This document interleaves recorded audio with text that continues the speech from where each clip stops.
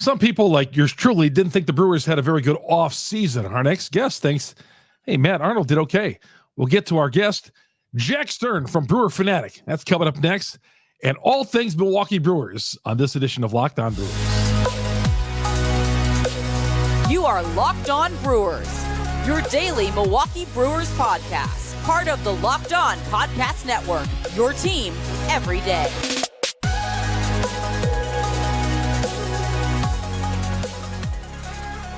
Good to have you on here. Welcome to a Tuesday Locked On Brewers, part of the Locked On Podcast Network. We are your team every day. This episode brought to you by FanDuel. On that first winning $5 bet, you win it, you get $150 in bonus bets. Go to FanDuel.com/locked on, and you're going to get the $150 bonus once you win that first $5 bet. FanDuel, a great partner with us here on Locked On Brewers. Czech Freeman here. Looking forward to my second year hosting Locked On Brewers, longtime sportscaster here in the state of Wisconsin. You get us on Google, Spotify, Apple, on all the major downloads.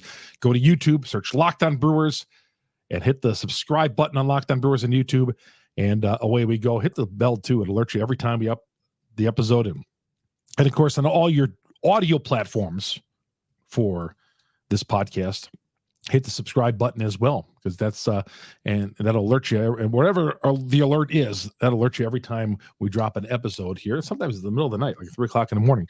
During the season, that's the way it is. Go ahead and bring in our guest right now, Jack Stern, who just made the move to Brewer Fanatic. Jack, congratulations on the move and a new home for you, my friend. Yeah, thank you so much for the kind words. I've had a lot of people reaching out to me about that, but got a new place where I'm going to be publishing all my stuff. I'm really excited about all the things we can do this season. Oh, absolutely. And right off the bat, you had a nice little piece that I read about earlier this morning about the Brewers off season. Yeah, I've been down on the off season, but then I was reading some of the things. You make some good points with what Matt Arnold did. You're not disappointed at all. No, I think it was, in my opinion, probably the best offseason the Brewers had since 2018. That was the winter that they brought in Lorenzo Cain, Christian Yelich, a lot of big pieces to that team.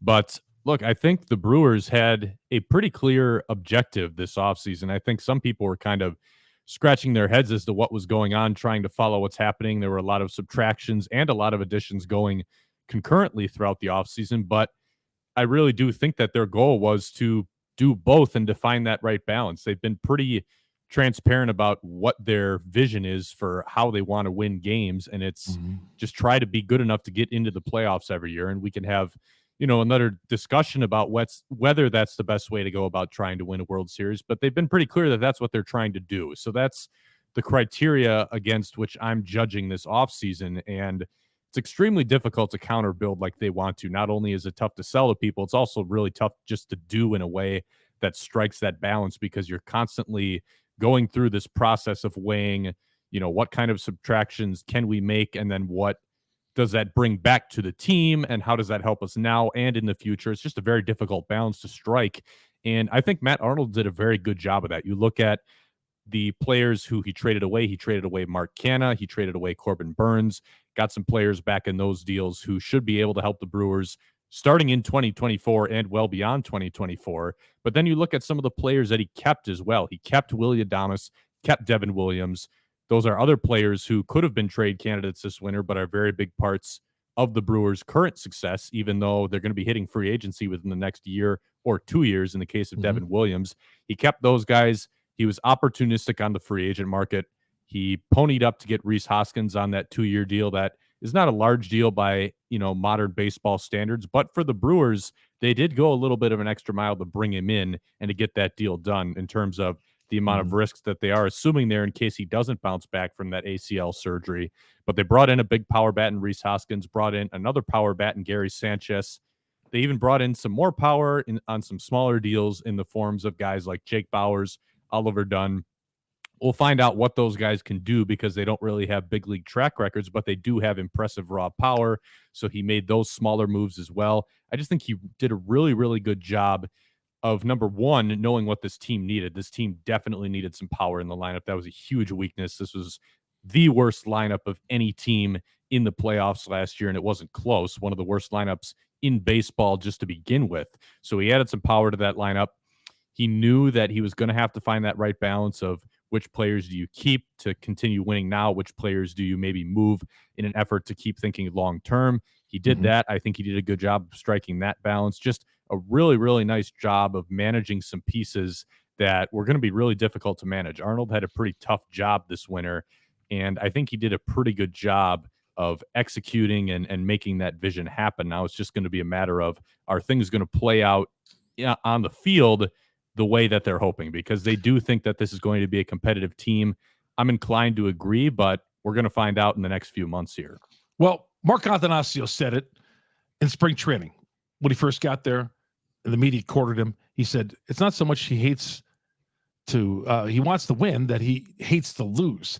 And hates to lose would go along with the theory that, the Brewer organization wants to just stay competitive so that they have a shot at the World Series.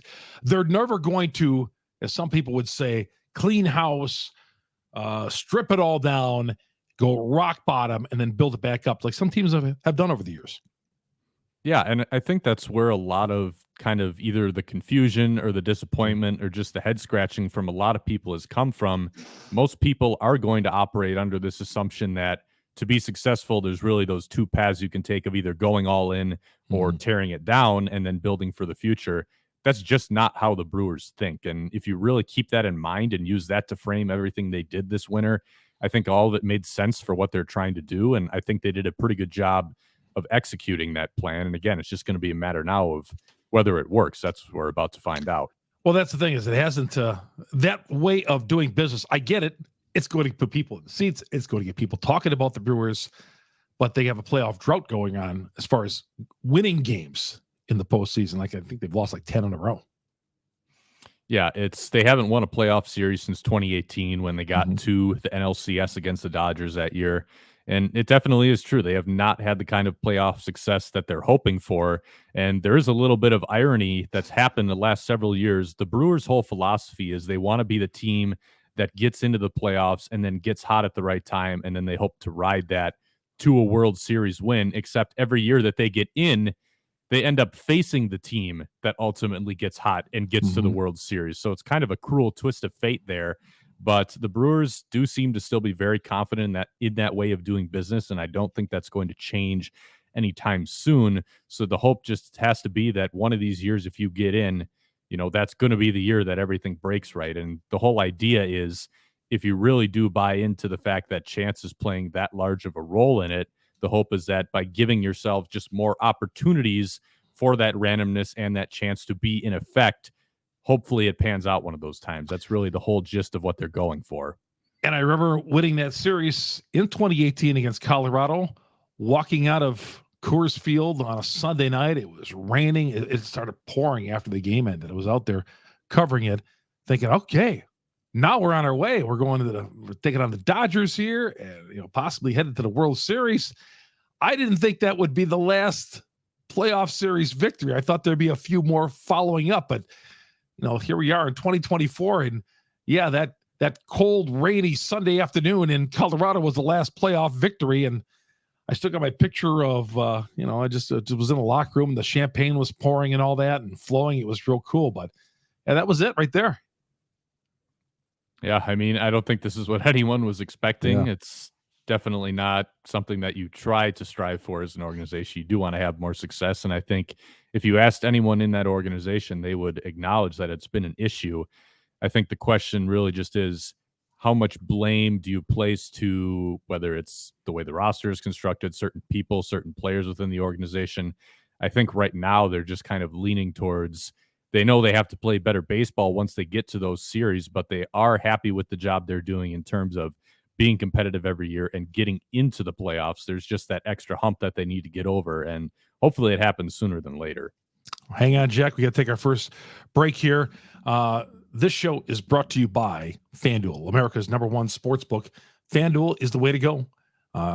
Get going with hoops. Yeah, the basketball tournament's coming up here. Conference tournaments. NBA is full swing every night. Get buckets with your first bet. FanDuel, America's #1 sports book right now. New customers get $150 in bonus bets with any winning $5 bet. $150 if your bet wins. Quick bets, same game parlays, live plays, exclusive props, all that's going on right now with your favorite NBA players and teams. Of course, baseball starting up. FanDuel, visit it right now, FanDuel.com/lockedon, LOCKEDON, and shoot your shot today. $150 in bonus bets.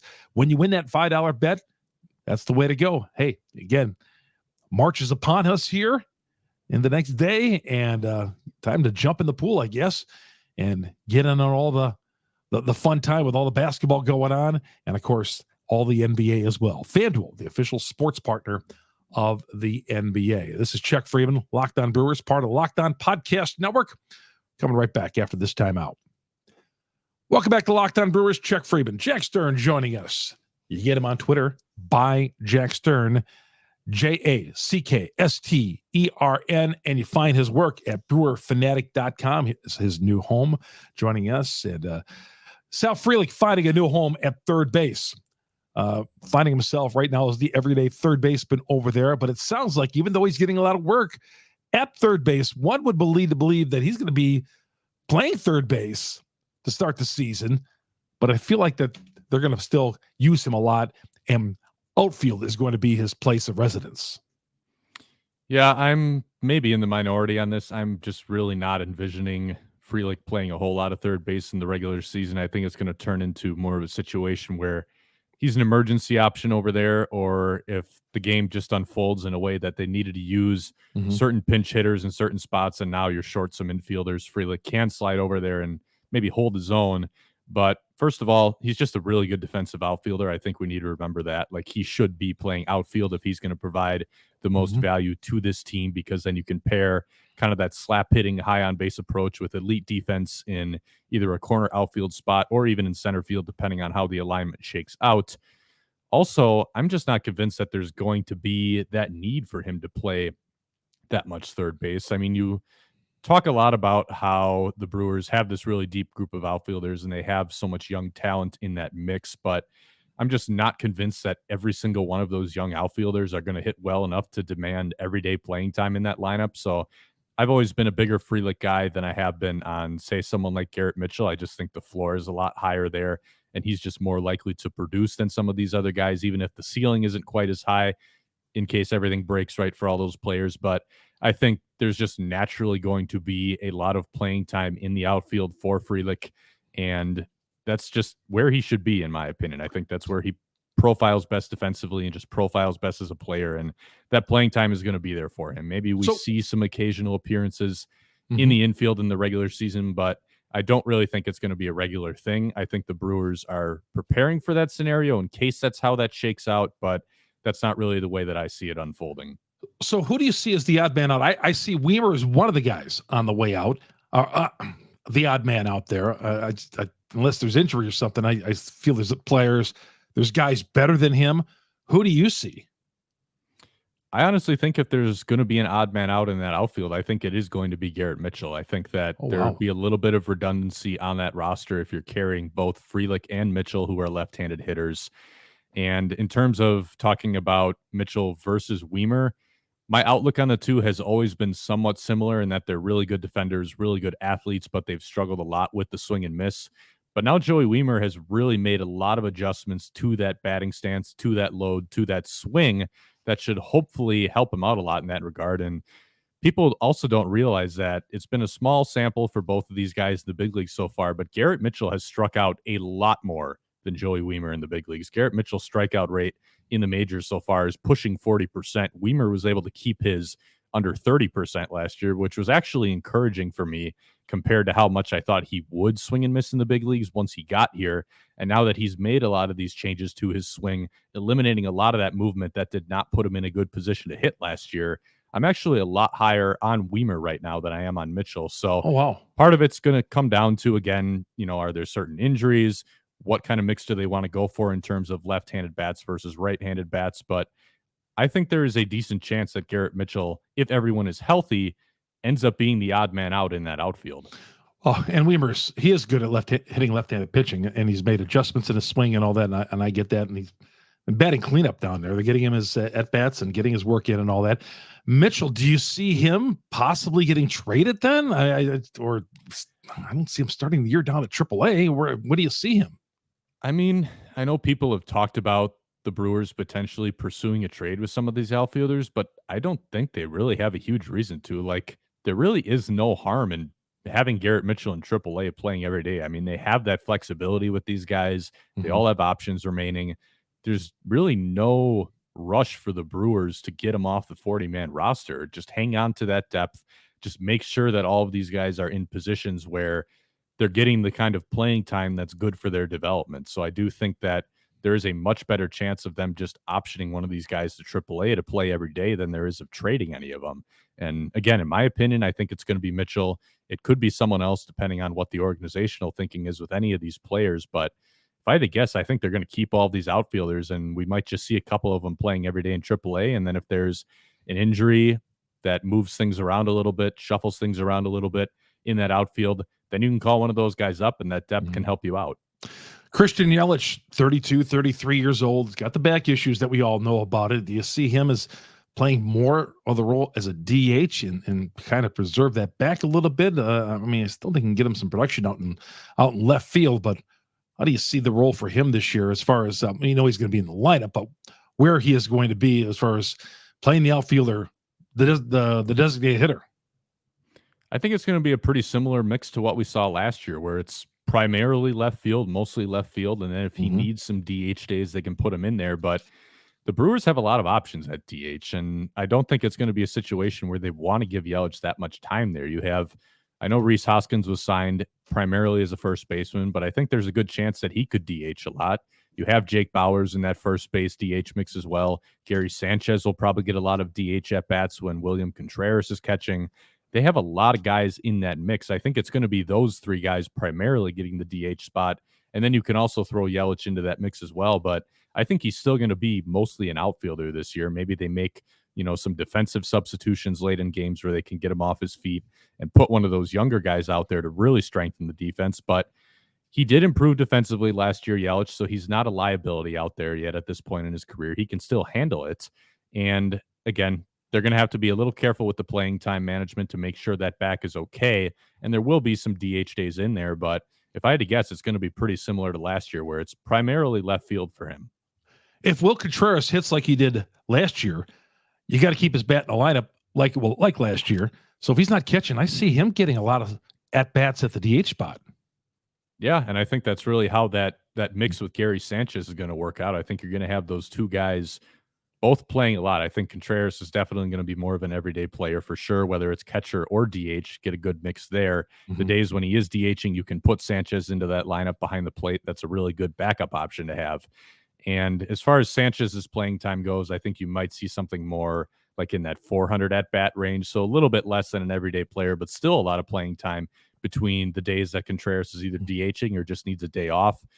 There's going to be at-bats for him as well. So the Brewers have a lot of depth in this position player group. I think more than some people realize. They really have the ability to move some guys around, use a couple of different guys at different spots. And it's going to be a little bit different than last year. Last year, it felt like there was a lot of mixing and matching just because they needed someone to get going and to give them something at numerous different positions. This year, the mixing and matching is going to be a little bit more because they have those options, and it's going to allow them to keep everybody healthy. All right, hang on, Jack. Our final break. We're going to ask Jack his thoughts on the starting rotation at this point and going forward. Jack Stern, our guest from BrewerFanatic.com. Czech Freeman, Locked On Brewers, part of the Locked On Podcast Network. We are your team every day. eBay Motors, passion, drive, and patient. What brings home the winning trophy? All those. Passion, drive, patience helps keep your ride and die alive as well. eBay Motors has everything you need to maintain your vehicle. Level it up to peak performance, superchargers, roof racks, exhaust kits, LED lights, all that. Whether you're in a speed, power, or style, eBay Motors has got you covered. 122 million parts to choose from, and you'll know exactly what you're going to get. With eBay Motors Guaranteed Fit, your part is guaranteed to fit your ride every time, or you get your money back, because at eBay Motors, you're burning rubber, not cash. All the parts you need, all the prices you want. Easy to turn your car into an MVP and bring home that win. Keep your ride or die alive at ebaymotors.com. Eligible items only. Go in and you need a part for your car. check it out again at ebaymotors.com with what they have on there. They got 122 million parts for your car, everything you need, that guaranteed fit. It works everywhere, only available in the United States to U.S. customers. That's the only exception there. But otherwise, you live in the U.S., you can use that guaranteed fit. It's going to help you. And of course, there's that money back guaranteed every time. Again, keep your ride or die alive at eBay Motors, ebaymotors.com. Czech Freeman here, Locked On Brewers, part of the Locked On Podcast Network. We are your team every day. We're coming right back with more Jack Stern after this timeout.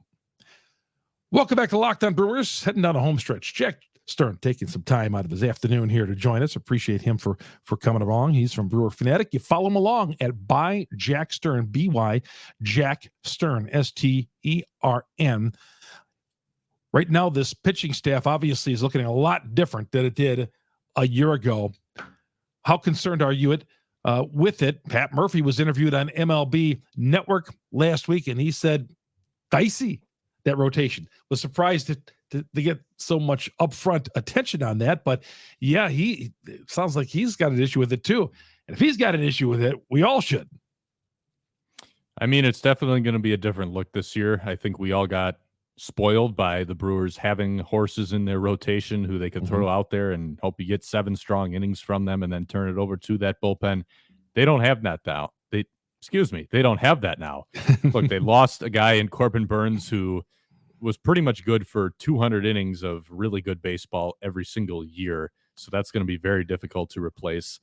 The makeup of how they get outs this year is not going to be nearly what we saw before. I think they're still going to be able to make it work in a way that keeps them in games. I don't think pitching is going to be a weakness for them. I think it's not going to be quite as amazing as it was in past years, but it's still going to be something that they do well enough to be competitive. I don't think that's going to be an issue, but the way they go about it is definitely going to look a lot different. Freddie Peralta is now at the top of that rotation, but he's had durability concerns.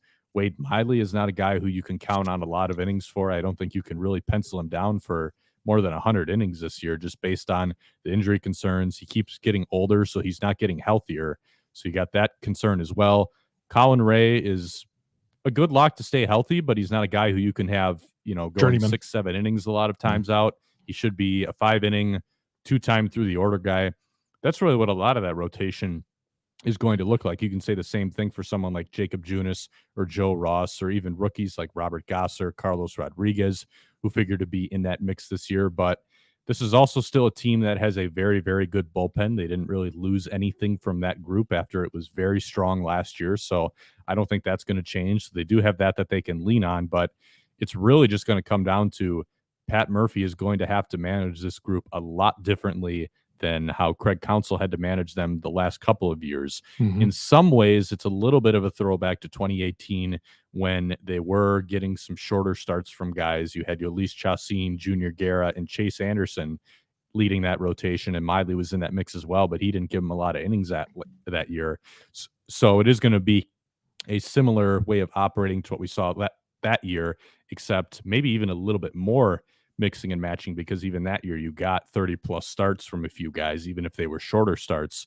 So really what it's just going to be about is an all hands on deck approach. I do think they have enough hands who will be solid pitchers that they can make it work. We can't forget about the fact that the Brewers have been one of the best organizations in baseball for about the last 8 years when it comes to developing pitching, getting really good production out of guys who maybe have not had amazing careers before they came here. They also still have that really, really good defense. So even if you have guys who are really reliant on getting outs on balls in play, that strategy can work for them. We saw it work a lot last year with guys, and that's not going to change this year. So I think they're still in a position where they're going to be able to get outs and keep runs off the board. It's just going to be a much different divide and a much different delegation of where those innings are coming from. And that's what's going to be really interesting, because they are going to need a lot of options throughout the year to get through this season, even more so than they had to rely on in the past. Boy, way at the beginning there, you talked about Miley only getting 100 innings. Right now, he's kind of penciled in as the number 2 starter. Holy cow. Get the bullpen ready when Wade's on the hill. And I think that just kind of goes back to that point. Like, they're going to have probably a lot of guys kind of switching in and out of rotation spots throughout the year, just as you're trying to manage injuries, manage health, manage innings limits for some of these younger pitchers, making sure they're not getting overworked. There is going to be a lot of mixing and matching in that rotation this year. And I think it's going to end up working out fine just because they have the personnel and the depth and the quality of pitching instruction to make it happen. But it is going to be a lot of moving pieces, and there is a little bit less of a margin for error there in terms of decisions that you're making throughout the year when you have to operate like that. Jack, thanks for taking some time. It's been a while since we've talked. I thought it was sooner than late December, but man, it's been 2 months or so, but we can't have you be a stranger like that on the show. Got to get you on because you always got some good stuff. And congratulations on the new home, brewerfanatic.com. That's where Jack, he's, again, right off the start, he came out firing away, talking about the Brewers offseason. Terrific article. Go there right now. And, of course, follow him on Twitter. You'll see his stuff on Twitter as well. He always pins that up there at by Jack Stern on Twitter. By Jack Stern, Stern. Jack, talk to you soon, my friend. Yeah, thank you for having me. Jack Stern joining us here on Locked On Brewers, part of the Locked On Podcast Network. Again, you get our podcasts on Google, Spotify, Apple. We're on all the major downloads. Go there and please subscribe to us on YouTube as well. Go to YouTube, search Locked On Brewers, hit the subscribe button, hit the bell. That'll alert you every time we drop an episode here on Locked On Brewers, part of the Locked On Podcast Network. All you everydayers out there, follow me along as well on my Twitter account, Czech Freeman, FREIMUND. See you later, everybody. This is Czech Freeman, Locked On Brewers, part of the Locked On Podcast Network. We are your team every day.